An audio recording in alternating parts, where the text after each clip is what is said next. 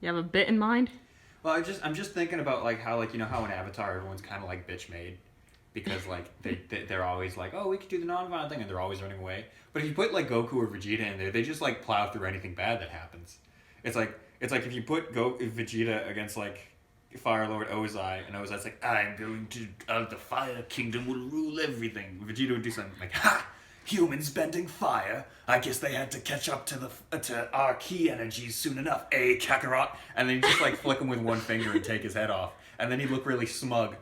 Wait, obviously, Vegeta could take out Ozai like nothing. Yeah, but he wouldn't. He would be like, he would beat the shit out of him. He would just beat the shit out of him, and then it was like, if you let that comet reach its apex, I'll be even stronger than before. And then Vegeta's like, well, I'd love to see something like that. And then like Sozin's comet would come in, and like he'd get jacked up, and then he'd like break Vegeta's arm for the Of course. And then he'd be like, how dare you trample on a Saiyan's pride? And then Goku would be like, wow, you seem like a really tough opponent.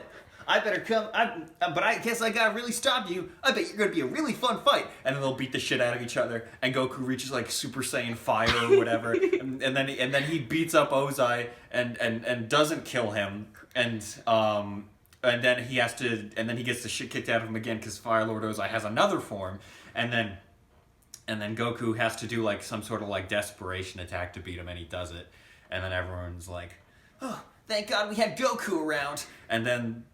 He'd probably like, man, that was a tough fight. You got anything to eat? And then like he'd probably just clean out Boss Sing Se's food pantry like that. Meanwhile, Vegeta's just off to the side, be like, Kakarot, leaving me in the dust yet again. Goku and Iroh would get along great, actually. Yeah, Iroh would say he really would, because Iroh would say something really like quaint and folksy, but like also really wise. And Goku would be like, huh, you sound a lot like Master Roshi, huh? And then Vegeta's like, huh. Vegeta would just be on that Zuko energy, but actually like, have the power to back it up, where he's like, what can I learn from a chess-playing old man? And then, yeah. But can Vegeta do the fire breath thing? Vegeta he could hurl people into the air with his mind and blow them up. He could shoot lasers out of his mouth. He doesn't need to do fire breath. But can he do the fire breath? No, he'd learn how to do it.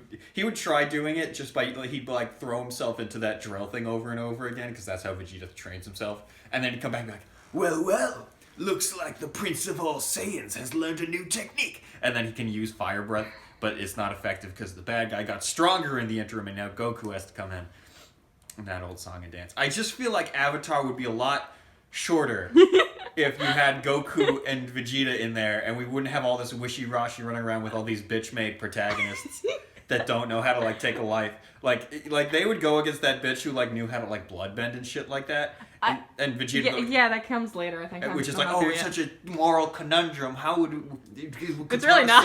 And Vegeta's like, controlling people's bodies with blood. How quaint. And then he'd use his like telekinesis to just like make the woman like choke herself to death or something like that. And that's a cool new technique, eh, Kakarot? And Goku would be like, Vegeta, you didn't have to take it that far. She wasn't nearly strong enough. He's like, quiet you. One day your mercy will get the better of you. And that's how that dialogue would go down. We wouldn't have all this wishy-washy moral conundrum nonsense. He'd plow through Korra even faster.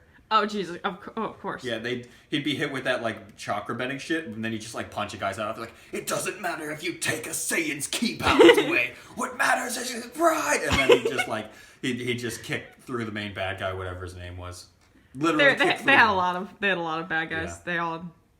They're all shit. Except Amon. Amon was kind of cool. Yeah, that's what I'm talking about. Oh, I mean, all the other bad guys in Korra were shit. Yeah. The rest of Korra was just shit. I'm gonna be like, the Benders. They've taken everything from us. And Vegeta's like, huh, well, I'm about to take something even more precious than your bending. It's called your life. And then, yeah. Okay, thanks for your input, sweetie. Okay.